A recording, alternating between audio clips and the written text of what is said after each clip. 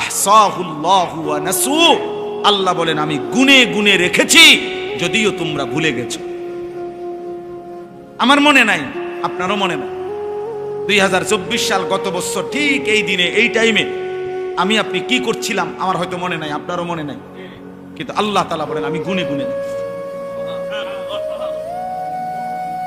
আল্লাহ তাআলার কাছে হিসাব আছে তো, ফেরেশতার কাছে হিসাব আছে তো, আমলনামায় লেখা আছে তো, অঙ্গ প্রত্যঙ্গ সাক্ষী আছে তো, জমিন সাক্ষী আছে তো, এত কিছু ফাঁকি দিবেন কেমনে?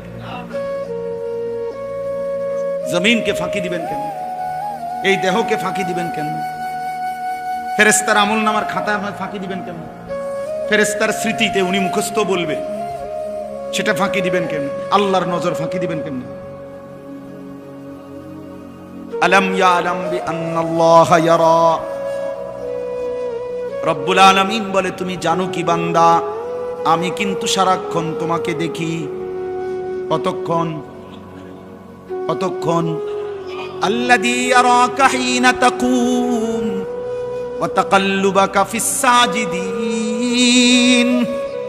রব্বুল আলামিন বলে বন্ধু আপনি যখন নামাজে দাঁড়ান আমি সরাসরি আপনাকে দেখতে থাকি। আপনি যখন আমার বান্দাদের সাথে রুকু সেজদায় উঠা বসা করেন তখনও আমি আল্লাহ আপনার দিকেই তাকিয়ে থাকি, সারাক্ষণ দেখি। লা তাখুযুহু সিনাতুন ওয়ালা নাওম, রব্বুল আলামিন বলে আমার চোখে কোনো তন্দ্রাও নাই, ঘুমও নাই। আমি ঘুমাও যাই না, তন্দ্রাও যাই না, আমি জিমাইও না, আমি ঘুমাইও না। ওমা মাসসানা মিল লুগুব, কোনো কাজ করতে কখনোই কোনো ক্লান্তি আমাকে স্পর্শ করে না। আল হাইয়ুল কাইয়ুম, সর্বদাই আমি জীবিত আছি, সর্বদাই আমি প্রতিষ্ঠিত আছি এক অবস্থায়। এই জন্য চলেন, আমার কথা এটাই, ইসলাহি মজলিসের মূল ফিকির ইসলাহে নফস, আত্ম উপলব্ধি, নিজের বিবেক জাগানো যে হায় আমি কি করছি, এই সমাজের কে কি করছে সব বাদ দেন, আমনে আমি চলেন একা একা ভাবি আমি কি করছি। এই মজলিসের ফিকির এটা, এই মজলিসের ইচ্ছা হলো কি এইটা, ইসলাহি মজলিসের মূল চেতনাই এটা।